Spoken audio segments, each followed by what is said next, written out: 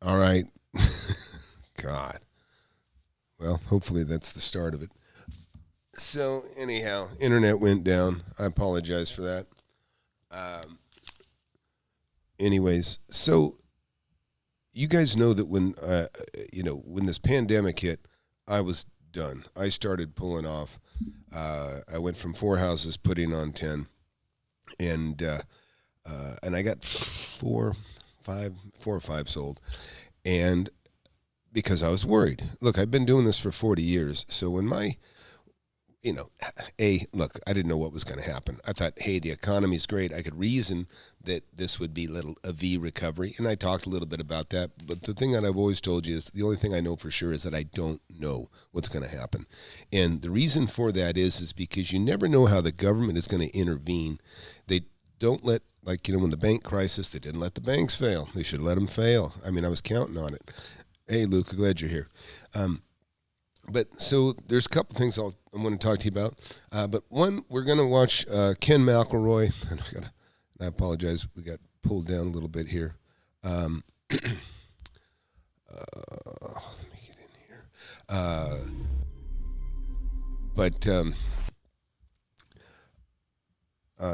So Ken McElroy, he made some McElroy, I guess is how it's really pronounced. Made some predictions, and I don't know much about Ken. I guess he's pretty widely respected. I think he's got some affiliation with Ramsey, I guess. Anyways, so housing market up. So I'll tell you, we're gonna review this video right here in just a minute. Give me 1 second. We'll get going.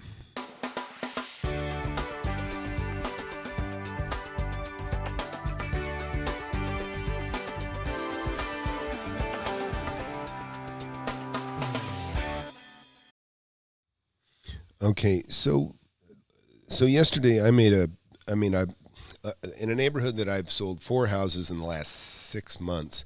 I bought one last night. I got word that it was coming on, or it was going to go on the MLS in it was 5 minutes. So I shot over there, and saw the sign in or had already been put up, and I called the agent. I said, "Hey, take down that sign." I said, "I'll buy it." This is after I walked into the house because I was actually taking my mom to get an MRI, and so I ran in. And I just walked through it. It's 1,800 square feet. It's easy to do the math. It's worth more than they were asking. And if you guys have my book, I talk about it all the time, leapfrogging. And that is like just jumping to a higher price because it'll bid beyond that, and or selling cheaper. Like when in a downturn, just dump it before things catch up or catch down and, catch up on the going down side. And that does happen too. So I bought that thing, and so there's 2 lessons. Last night I was just going to say, it's so important you know value so that you can make a split decision and go, I'll take it. And that's what I said, I'll take it. I told the agent I'd take it. I was taking my mom into an MRI, and when I got to the text, she said, "Is this all right?" How she had it up. I said, "That's done. Let's do it. I'll meet you. I'll give you a check." Gave her a check, and I said, "Let me know as soon as you got it signed." And I let her know it was real important that I know that it was signed immediately. And boom, she said, "Hey, it's done." I looked in my documents because I'd already got my DocuSign. DocuSign, you can sign everything digitally now. Which, if you don't have it, I can tell you right now, PDF Expert, really great little program. Highly recommend it. I have it on my phone. I renew leases and just have them sign my phone. I do all kinds of stuff like that. The PDF Expert is a really cool app. So let's go over here and let's look at Ken. And what's going on, Mark? Okay, so look, here's a couple questions. Let's just deviate here just a second. No, Carlos, we do not. That last thing I want to do is change presidents. Anyways, I don't want to make it a political thing, but the fact is everybody that works for me got a raise because Trump cut taxes on everybody that makes less than $400,000. So that's one thing I don't want to see. Is I want to keep this president. In fact, I gave very, very heavily this year. I gave actually more in 2016 than I did this year. But anyways. So Larry says, Tom, do you mind sharing how you got word of that housing going on market? Okay. So that's kind of where I was going, Larry. I'm not sure where did the yeah, no, I will not share that. That's not something I'm going to share. He's asking how I got word of a property before it went on market. No, I can't do that. I apologize. That's not going to happen. I get my book, and you'll have a better understanding. But the thing is, that what you have to know is you have to know it's a great deal when you go to buy it. You just have to, and because if you don't, I tell you guys the time I really screwed up. I was writing down the number on a for sale sign on a house, and this kid sticks his head out of a bathroom window at the house next door. And he said, "Don't buy that house, buy this one." I go, "Is it for sale?" He goes, "Yeah, my mom wants to sell it." And I said, "What's her number?" And I write it down, and I call her up, and she says, "Yeah, I'll take $50,000 down. I'll carry $250,000. Now, this is a beach house in Ventura, actually technically Oxnard, Channel Islands. But this is like 40 years ago or 35 years ago or something like that. And I called her, and she told me those terms, and I just walked onto this is on Ocean Drive. I didn't know. It wasn't on the sand, but it was on the inside, which is still a great deal. But I said, okay, well, let me check into it. Well, I was a 2-hour drive from where I was at the time, and I check into it, and I go, oh, crap, this is a fantastic deal. And I get back with her, and I said, hey, I'm ready let's get this thing signed. And she goes, this first thing she said to me, she said, "He who waits gets left at the starting gate." And I thought, oh, my heart sank. She said, "I just talked to an agent, and he said if he can't sell it for $420,000, he'll buy it himself." And it was an absolutely true statement. It was worth $420,000. So I left $170,000 on the table, and I could have had owner finance everything. And I was probably 28, so this is 30 years ago, maybe a little younger probably.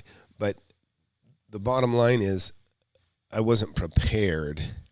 Before I called her, I should have just taken the damn number and just figured out what things are worth real quick. Anyhow, I screwed up, and I'll never forget it, because $170,000, back when I was 25 was a substantial chunk. Even though I'd already been pretty successful by 25, that was still a nice chunk of money. Anyways, so let's watch Ken McElroy, because he made some predictions, and he's kind of explaining why things haven't gone exactly like he expected, and so anyhow, let's just watch him. I may bump him up to speed and a half to get through it quick. I actually got to go to jiu-jitsu here. I'm already going to be late in about 15 minutes, but I'll be a little bit late. Let's get it going. Housing market update. Why aren't housing prices dropping? Where is the real estate tsunami I said was going to happen? When will home prices start to fall? So you have two sides of the coin here. One, home prices and sales are up 9% from this time just last year, and we're in the middle of a pandemic. Two, but 16% of all FHA loans, that's the Federal Housing Agency, are 60 days delinquent. That is the highest amount ever. And there's almost 2 million people that are over 90 days delinquent right now at the time of this video. In addition to that, about 30% of all renters are not paying their rent timely, and the commercial market in many sectors is even worse, especially with retail, malls, office buildings, and many, many multifamily deals in many markets. Tsunamis always happen after the earthquake, and the earthquake was the lockdown. And right now, the tsunami is brewing, and it's coming. Recession. So, I mean, that's an okay analogy, but it really doesn't have anything to do with the real estate market yet. But, I mean, it's a fair analogy, but for where he's trying to go. But let's go and listen. Recessions always happen in major markets first, as you're starting to see in Seattle, Chicago, New York, Los Angeles. Okay, those are all progressive cities, and they've kind of gone to shit for good reason, because they're run like hell. But let's keep listening. And then they trickle down to secondary markets and third-tier markets after that. In Manhattan, the Wall Street Journal just reported the following information. Home sales are down 56%. Okay, Manhattan is probably the worst run city. That's Como, and he has run that place into the ground. That place used to be beautiful under Giuliani. And if you know how screwed up things are there, I mean, it's got a high density area anyway, so it was hit hard by the pandemic. But the things that Giuliani did, that Como did, really, really screwed the pooch. I mean, he kept seniors that had COVID. Instead of taking them to the hospital, he insisted they stay within the homes, and just spread and just wiped them out in a big way, and furthered the panic. Let's keep listening. 1 year ago, and they have 31 months of inventory. Now the country has 3 months of inventory. So obviously the Manhattan market is going down quickly. This increased supply will definitely drive down prices. And so that's already happening in Manhattan. And watch as the ripple effects happen in the other major markets and then the... Okay, so I'm going to say something to that because, listen, the riots have destroyed, that's a city, right? I mean, that's a major metropolitan area. Anywhere downtown where the idiots that have run those cities have allowed the rioting to go on. I mean, it's so ridiculous. You can't get on an airplane and be shoulder to shoulder. You can't eat in a restaurant, inside a restaurant, but it's okay to be shoulder to shoulder rioting. It's okay for the cops to be shoulder to shoulder, holding the rioters up. It's so stupid. So they've created a disaster in these cities that every one of them that he referred to is a progressively run city, and they're the worst. And so they've created their own problems just inner city already. And I'll get back to why that's actually a good thing for guys like me and for you investors as well. Smaller markets after that. Hey guys, if you're enjoying this video, please just be sure to like and subscribe. Thank you. So how do you make money during... Yeah, hey, also like and subscribe mine too, please. I need the reminder. Anyways, so let's listen to Ken. And I'm not... In this next period. The first thing is you need to pay attention to supply and demand. You need to pay attention to mortgage delinquencies and evictions by market and by submarket. Because as those numbers go up, prices go down on homes, rents go down on apartments. That's how it's going to be. Yeah, no argument on that. Watch where people are moving. Watch migration patterns. I've talked a lot about this. People are moving all over the place right now. They're doing telecommuting from their offices that they used to be at. There's all kinds of stuff happening. Even people are moving to rural America. Another issue to consider is mortgage forbearance is still running out at the end of March. Now, what mortgage forbearance is, it gives people the ability, while they're going through this, to defer their mortgage payments to the end of their loan, but they still owe it. Basically, they just don't have to pay now. As I mentioned earlier, there's over 2 million people that are over 90 days delinquent on their mortgages right now. Unless the Fed comes in and extends it, that is going to bring a lot of supply to the market, and this is exactly what I believe is going to happen. When you start to see that inventory hitting the market from the mortgage forbearance and for people relocating for jobs and or crime, then you too may even see what is happening right now in the Manhattan market in your local real estate market. And that's what I believe is going to happen as you start to see people move around. So be careful not to catch a falling knife. Be careful not to buy something at its peak, obviously. Because right now, inventory is really, really low, but inventory is definitely coming. And that's going to drive prices down in most major markets and a lot of submarkets. So be very, very careful throughout 20. Yeah. So I don't disagree with somebody saying he expected this to be just a mess early on. And look, I told you guys before, I'd say, look, I don't know, but I have less cash on hand than I want. And you got to remember, I got 120, 130,000 square feet of rentals. So I have tenants that I don't know how badly they're going to be affected. And in the end, and it's funny because, what's his name?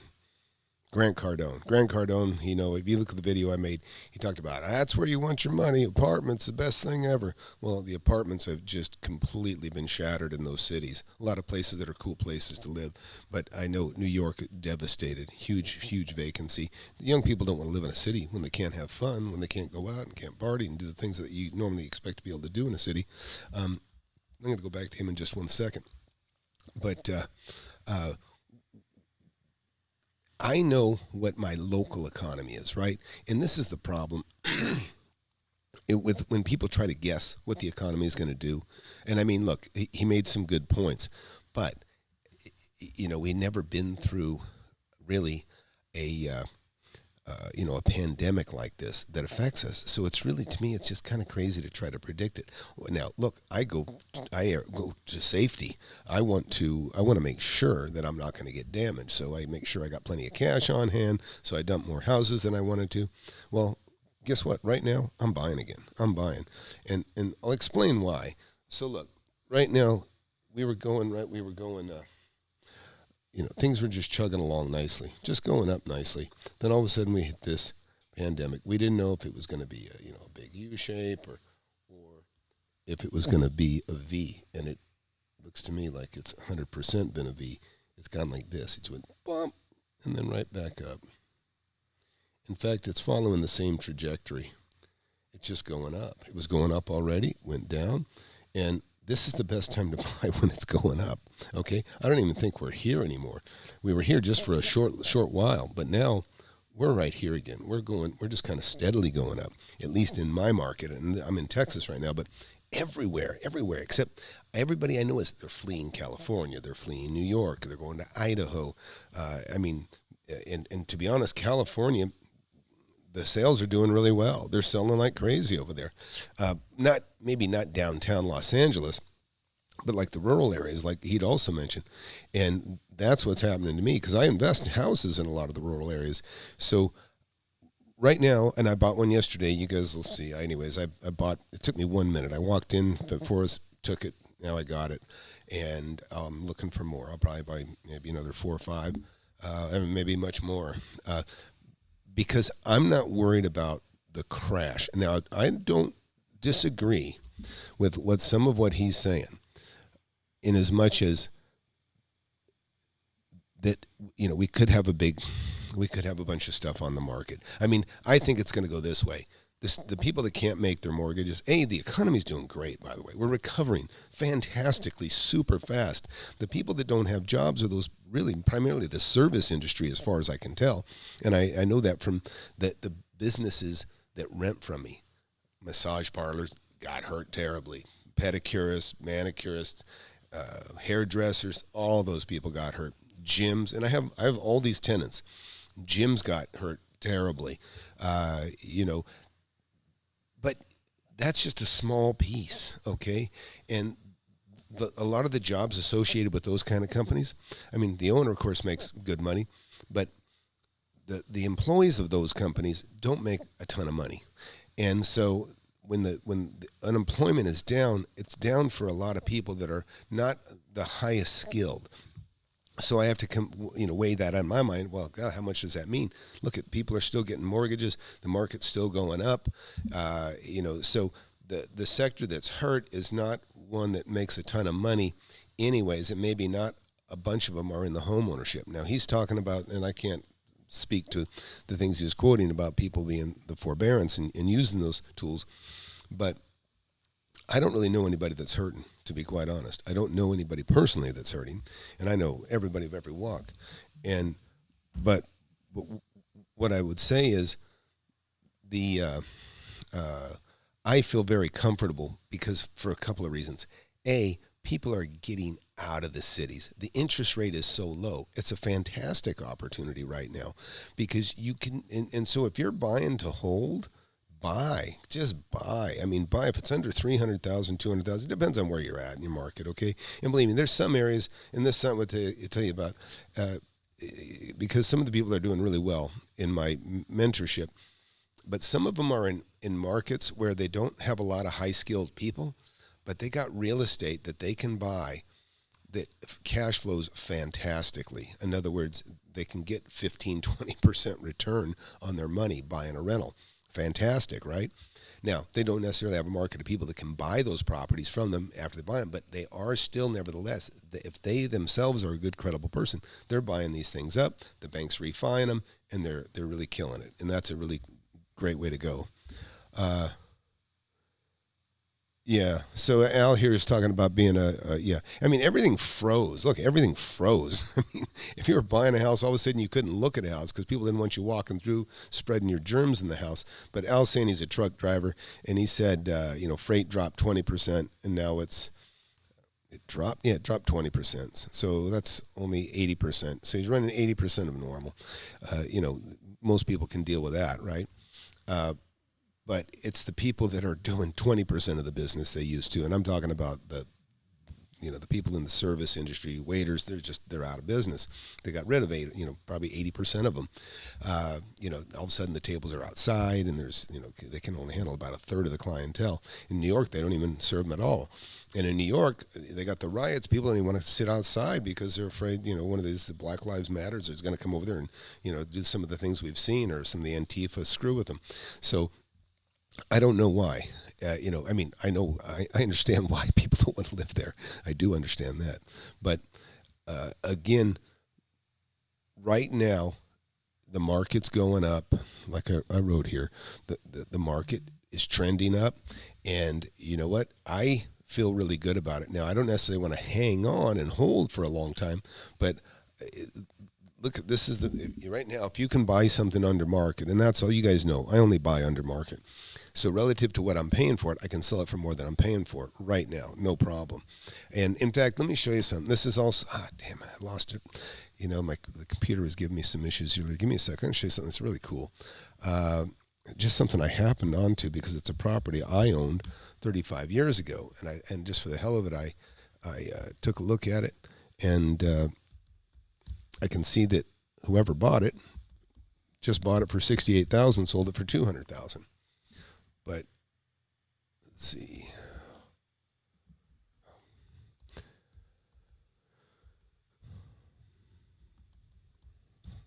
Let's see what we got here. I'm going to jump over to Google Earth and show you what. Let's see. Go here.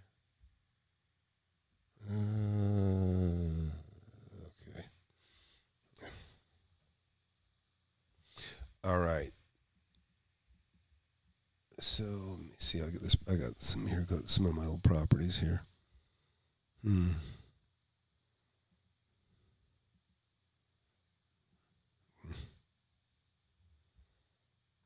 the projects. Here we go. Yeah, I think it's here it is. So check this out because this is pretty cool. And that was Kildare.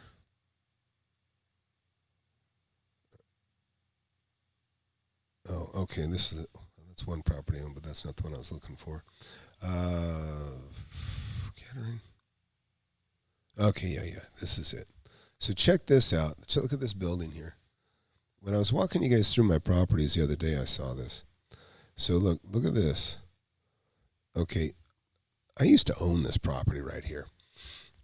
When I bought this property back when I owned, there's a property right here where just see this big metal building. I own the next one up. And again, this is a property that I bought when I really didn't have any money. And when I bought this, I remember I bought it for $36,000, okay? And it didn't look like this. It was actually a nice little building. A guy serviced gas pumps. He had gas pumps in the backyard, right? And, well, this is what it looked like about, 6 months ago that you see right there in this picture. Well, I checked the records on my PropStream. And this was just purchased right here. It was purchased for $68,000, and it was sold like 4 or 5 months later. And it looks great now, by the way. In fact, let me see if I can show you. They sold it for $200,000. So somebody, they put $20,000 in this thing, and they made themselves $120,000. And that's what you can do. And this has nothing to do with me. I mean, other than I used to own this property, and I just happened to check on it. But the difference is pretty amazing.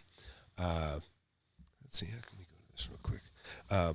But I want you to see the after. Take a look at the after on this thing. Give me 1 second here. Oh, I just had it.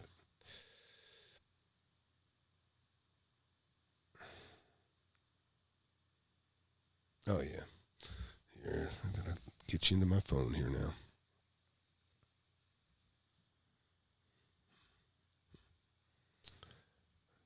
Okay. Can you guys see this? Let me see if I can make this big enough you can see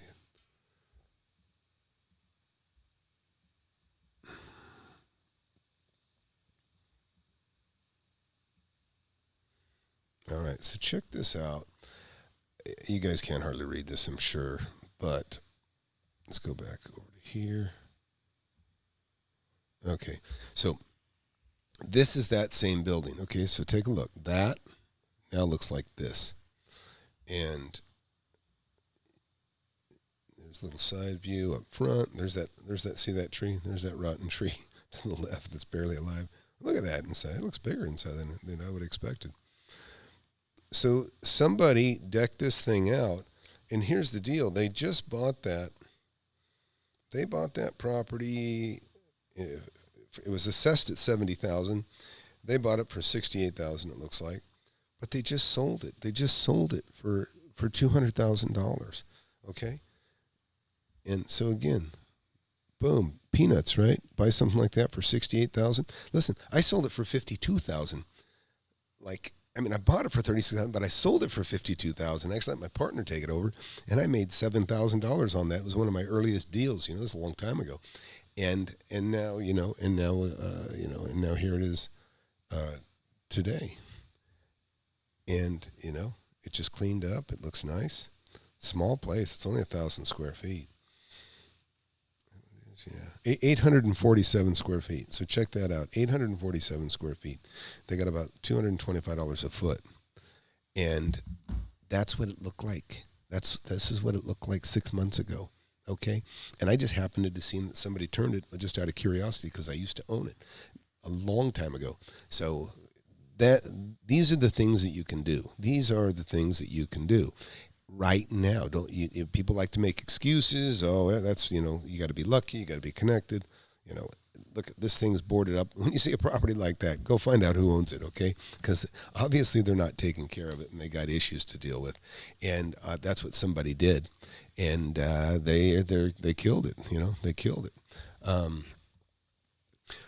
Anyways, so let's go back to McElroy here just for a second and let him conclude.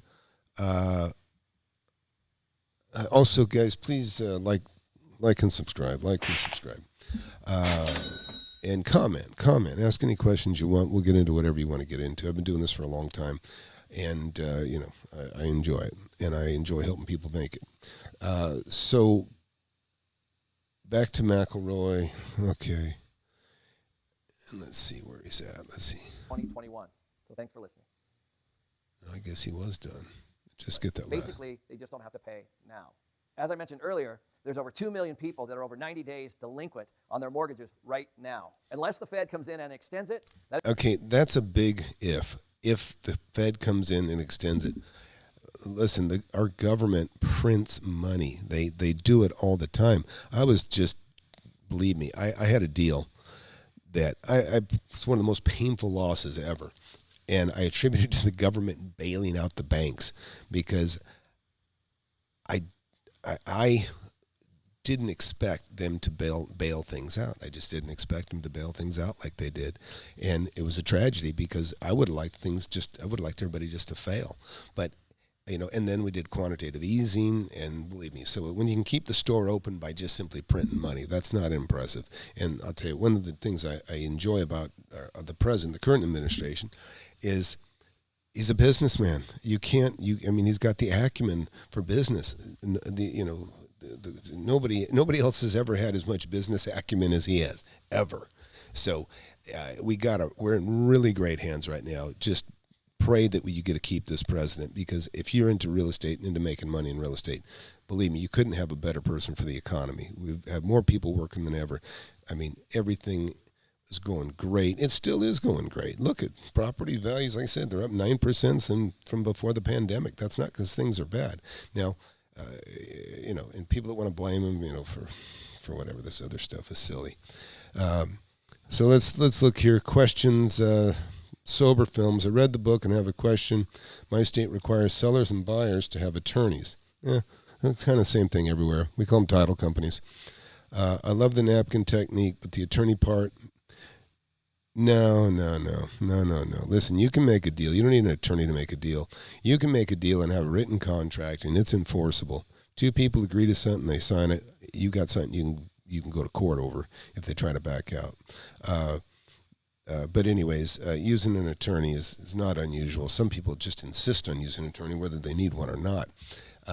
But generally at a title company, they're a neutral party. You're bringing them. This is what I want to do. This is what he wants to do. And there's generally an attorney associate with every office. But they may want you to have an attorney, but no big deal. What's it matter? They're just pushing paper. They're not going to. Listen, some of the best deals I've ever made were stuff I bought from attorneys. They're not the brightest businessmen. They make money. They make money by the hour by doing what they do, but it doesn't mean they know anything about real estate. They just got the keys to the file cabinet. Okay, that's what I would say about attorneys. They got the keys to the file cabinet. So is it worth buying a property when it's double or triple the price compared to 10 years ago? Oh, yeah, it doesn't matter. Listen, you got to buy relative to today's market. Okay? I don't care. I look at properties, some that I used to own. And in fact, I took one back that I assigned to somebody, and I made 10 grand on it. And then I gave him, I said, hey, I want to take it back from you. And I gave him 5 grand to take it back from him. And that was just on an assignment deal. But they were about to give up and walk away because they couldn't do what they wanted to do. Well, I got it back, and I made $400,000 on that property. I say I made 300 because I sold it for 430, and I paid 105 for it. But you got to remember, I had that thing full with the tenant paying me about $1,800 a month, and so I didn't pay for it. The tenant paid for that one. So Ultimate Bargain says, let the winners win and the losers lose. Bailout, that's the problem. See, this is why you can't. I mean, the government just screws everything up, to be quite honest, because they get to pick. You'll hear people use the terminology. They get to pick the winners and losers. It's true. They get to pick who wins, pick who loses by who they bail out. And this is one of the reasons we're in such a mess with China right now. Is our politicians are bought so cheap. You can buy them so cheap. It's unbelievable. And it's funny. You can even see. You'll see a history where senators and different, where they get paid, or not get paid, but they take donations.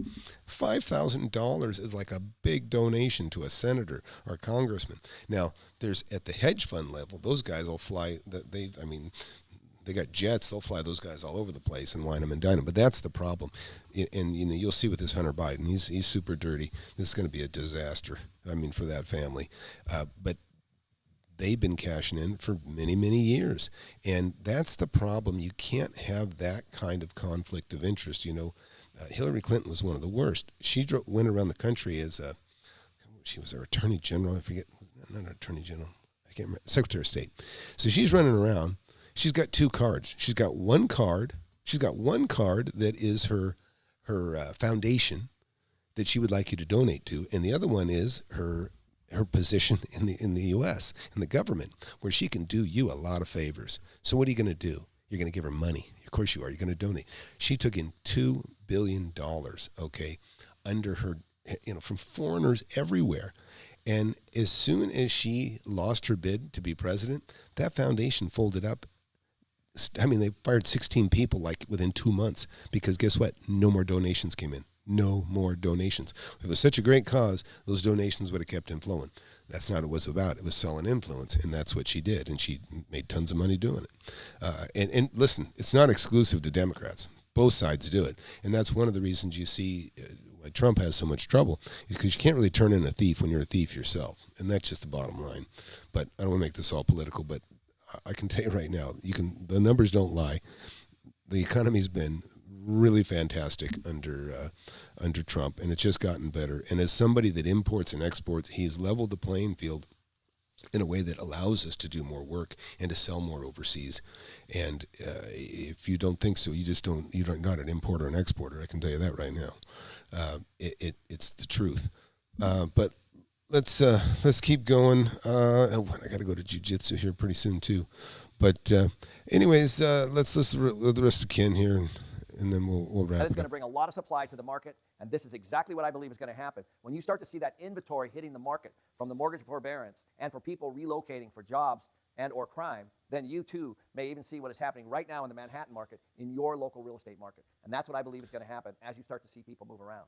So Okay, and to his point, look, I'm in a great little city, okay? Some of you know, I'm not going to spell it out, but we got the worst local politicians. They're destroying the place. We got homeless under the bridges everywhere, and we had laws that prevented that from happening. They changed the laws so that the law could be skirted, okay? And now it's like, and people go, why? Well, we get $60 million a year here from federal money, and then they get to take that federal money, and guess what? They get to give it to people that help the homeless, but guess what? They make a huge profit. They're not a non-profit agency that they send it to. They're a for-profit agency, so they get to take a lot of money off the top and skim, and that's kind of how it works. Oh, Rob wants to know if I can do, Kevin made about LLCs called What Bigger Pockets Isn't Telling You, LLCs in real estate. That's interesting. I know a lot about that stuff, actually. I probably have 15 similar. I have an LLC, and I have multiple LT, family limited partnerships, where my kids and a wife and, my, from that time, where, my family are my kids and my spouse all are partners on most of my assets, most everything that I have. And so you hold them in those kinds of things. And the idea is like a cancer. If just consider these, an entity is like a person, has all the rights of a person, right? So you create this entity that you control. And let's say you have 5 of them. Well, let's say one of them, and I say cancer, let's say this one gets cancer. Well, because they're separate, the cancer doesn't spread, okay? Or if it might spread a little bit by the general partner that has an interest in all of them, but you can sever that tie, and then everybody, all the other entities are safe. It's important. The more, when you have a lot of money, you definitely got to have that stuff. You got to have that stuff. But that's another discussion. But yeah, I'll take a look at it, Rob. I definitely would. What else here? So, anyways, yeah, I'll come back and do a stream again later on. Please like and subscribe. If you're new here, please subscribe. I own 130,000 square foot of rentals, of offices, commercial, industrial, and then I have almost half that much that I'm turning in inventory of houses. I do roll houses. I flip houses. I think houses are a great short-term investment, because what happens with houses is once they get over like 300,000 or 400,000, they diminish in cash flow. In other words, I could buy a house for 100,000 and it might give me a 10% return. And then when it doubles, it turns down to 8%. When it triples, then it goes down to maybe a 5% return or even less. And it gets to 400,000, then you're like at 2.5% return, which then it's really marginal because of the things that can happen, things that you have to do to repair and maintain a house. So, but I strong believer buying homes under 300,000 or 400,000, especially when the interest rate's this low. I'll buy a house for any amount as long as I'm buying it for 30% under market. Okay, and that is something else I do. I buy stuff under market no matter what. Now, the beauty of commercial, industrial, and the stuff that I hold on to and have held on to long term is because it doesn't matter. It's going to always bring me cash flow. It's going to, it's like interest. Interest never sleeps. I carry a lot of notes on land. I used to roll and flip a lot of land, and I carry a note on the land. Interest never sleeps. Well, guess what? Rent doesn't sleep either. Just like when you're sleeping, you're going into debt. If you owe interest, and if you have you rent, you're going into debt while you sleep. And where I'm laying, I'm making money while I sleep because I'm on the other end of it. And that's where you want to be. I'm on both sides, but obviously I have loans and things too. But look, number one, anybody intimidated by real estate, don't be, because you can make a fortune in it. You can be really a quite simple person. You don't have to be sophisticated in any manner. Like I say, half my deals I've written on napkins, and that's because usually I'm sitting at the coffee table making a deal. What do you want? Let's go. Okay, I'll pay that. You'll pay that. This is agreed. This is what you'll sell it for. This is what I'll buy it for. Well, let's sign it. We both sign it. You go down, and believe me, people shouldn't be any more intimidated about buying a piece of real estate than they would be buying a car, okay? In fact, car is even worse because car diminishes in value. It goes down in value, and it's also rolling collateral if you let somebody use that as collateral for a loan. But the house is solid. It's stuck there, and it generally goes up in value over, long term. It's always going to go up in value. It may go drop too. Don't get me wrong. Things do drop. I made a fortune. If you look at my real estate on the apartment buildings. That was one I did not too long ago. Made $1 million on an apartment building. That particular apartment building that I show you is one that I bought 34 units for $340,000. That's like a fourth or less of what it cost to build back in the 70s when it was built, okay? Anyways, and it was a fraction. It was like probably 10% of what it would cost. Not even that. Probably 10% of what it would cost at the time that I bought it. And that was probably like 20 years ago, that one. But I bought that property for $10,000 unit. I sold it for $55,000 unit. So I made well over $1.5 million just on that one apartment complex. But at $340,000, a lot of people can afford that, right? But here's the kicker. That property, before I bought it, it sold for $1.05 million. And then things got bad. They went belly up. Then somebody went back to the bank. The bank sold it for $750,000. Guess what? That guy went down. He lost it, went back to the bank. And now the bank put it up for $550,000. Somebody bought it for $550,000, and then they lost it again, and it went back. And then I came along and I bought it for $340,000, and I sold it and made almost $2 million. That happens. There are cycles. There are things that can devastate an area. Right now, I can tell you right now, nobody wants to live in Seattle. Nobody wants to live in any downtown area. I've been flying all around actually quite a bit, and I was heading to. I went to Colorado. My boys wanted to see somewhere in Colorado. I don't know, it doesn't matter, in Colorado. Before I left, what did I do? I checked the city to see if there was much rioting going on, if there was much trouble in the downtown area. And there wasn't. And so we went, and we had a good time. And yeah, there was nobody crazy. There was nobody, you might look at them in the corner of your eye and keep your eye on them. But it wasn't bad. And it shouldn't be that way.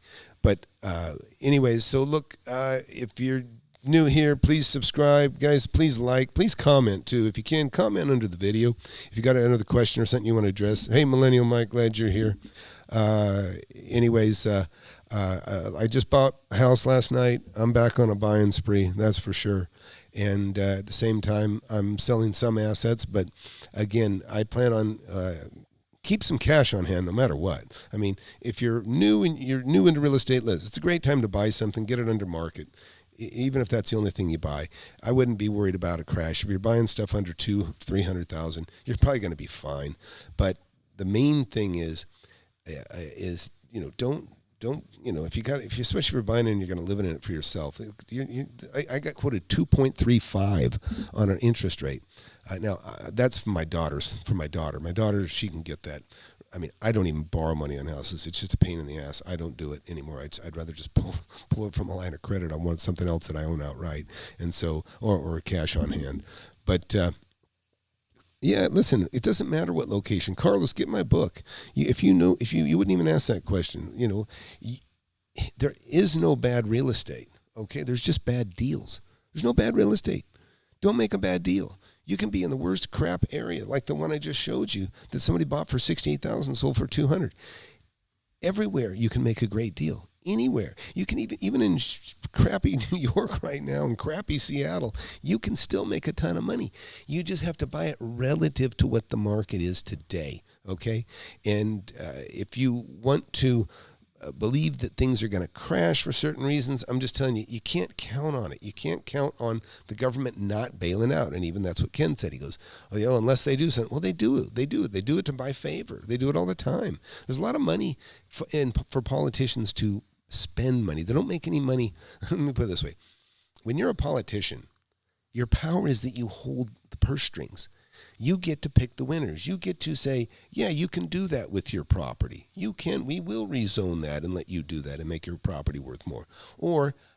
But the payback is they want you to donate. I mean, this is how it works. Believe me, when you donate, the politicians see it your way. If you don't donate, they don't really see it your way. And that's just how it works everywhere. It's nothing new. Paul Rogers, does your mentorship program? Yeah, Paul, I have people in the UK. In fact, go watch Andy at Monopoly. He's a YouTuber, and but yeah, it doesn't matter. Yeah, absolutely. There's people got my book. Get my book if you don't have my book. Got to have my book. You can't even get into the mentorship without the book. But it's going to be your, here's, you guys see, there's the book. But listen, you can get the book for $10 on Kindle in 5 minutes. Just get it and have it on your phone. You can click to relative videos. I've made hundreds of videos now, and and everything. I have hundreds of thousands of square feet of property that I walk through, that I show you what I own and what I do and the things that I encounter. Some of it good, some of it bad. I'll be replacing a $200,000 roof on one of my places if I don't sell the place, because I just got an offer on it too. But those are the things that you can learn a lot. You can learn a lot from. I mean, I've been doing this 40 years. I bought multiple properties every year for 40 years. I've been through tough times. I've been leveraged to my teeth.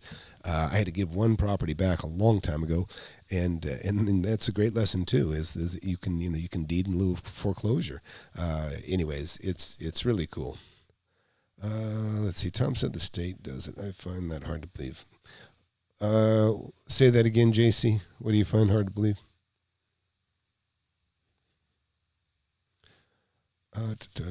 Okay, ultimate bargains. I'm not sure what you guys are talking about. Oh, does the state of California really try? Oh, yeah, absolutely, JC. Oh, absolutely. Listen, yeah. So JC's question. I did a video the other day, and I was talking about Graham's stuff and maybe not being able to escape California because I consider it escaping.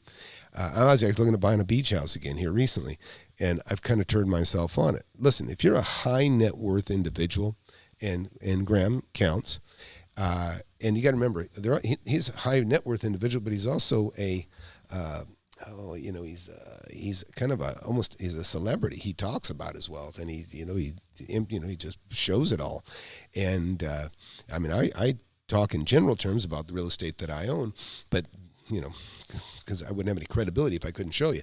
But the bottom line is, when you're making money. And you got to remember, people are just like we were just talking about. People are fleeing California. They're going to Idaho. They're coming to Texas. They're leaving New York. I mean, they're escaping the state tax, but they're also escaping all the rioting and the havoc that's going on in those cities. So people are done. They're done. But so what happens with California is, they've got. Somebody's explained this to me the other day that knows. He also has private aircraft. They check the FAA records because they don't want you flying back, say, here I got to, I'm back in my home state, my new home state of no taxes. And then you get in an aircraft and you fly back and then you hang out at home where you really live in California. You can't get away with that. So they cross-reference in so many ways. They can read license plate to see if you're driving your car. And from what I understand, they even tied that to, they can do a trace on you, call you. If you answer, they can see that you answered in California. And you see the cameras everywhere, right, on the telephone poles and everywhere around the traffic lights. Listen, they can recognize faces now. Okay, they have face recognition. Recognizing a license plate is like peanuts. That's simple. They've been able to do that for a long time now. So it really is that bad. And one of the things that made me think that maybe, Graham might play that game, and I suggest he does not. In fact, he was talking about building an identical set in Vegas. I wouldn't do that because they're going to make the argument that, no, look, you're right here, you're here. And so he should have a very distinctly different set for when he's in Vegas, and he should use it only from here on, from the time he moves, because they're going to set their hooks in him, and they're going to say, look, you owe us taxes on everything you make in Vegas because, we consider that you live here. And there's nothing to stop them from doing it. And you got to remember, it's not like they could even do it with a state that, two states that have state tax could also say, we both want a piece of your pie. And they'll tax the shit out of you at full rate. They're not going to let you escape. They need the money. They're desperate for the money. They can't, listen, there is no budget to pay the teachers, the cops, all these people that are in retirement. They don't have the money. Look, it's an unfunded mandate. It's mandated. They're going to get it, but it's not funded. So it comes out of future taxpayers, comes out of your kids, comes out of you right now while you're alive. That's how it works. Would I buy Ben Mala's hotels? You know what? If I had extra money to burn, I might buy one hotel, but with the hedge being that maybe what I would do is I would condoize. In other words, a lot of people don't realize you can take an apartment or you can take a hotel even, and you can turn it into a condominium complex, and you can sell all those units individually. That would be my hedge. That would be my backup. But, his hotels seem to be very, very profitable from what I've gathered when I've watched him. And I don't watch him all the time, but I like Ben. I respect him. I think he's the real deal. But, he's got a big bailout just like everybody else. But that's running out. And he needs them to be full. He needs them to be occupied and make money. But, he doesn't seem like he's crying too hard, He seems like he's doing all right. So anyways, hey, Thanks for hanging out. Again, please subscribe. I never hit the subscribe button. Never ask for subscribes enough. And hit the like button and commenting. Comment. Say some kind words in the comments under the video, because people, after you close the chat, they don't see the chat. They come back and just watch. And if they see inactivity, then they don't think there's anything going on. But if you throw some comments under there, I'd appreciate it.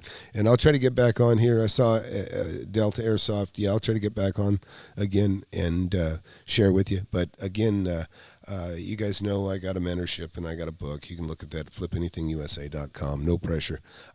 It's open. It's open. But listen, there's a lot of phony, fake, skunky, slimy gurus out there that'll take your money that don't have any experience at all. They're just good at selling and talking people into things. That's not the kind of experience you need. You need some of the real experience.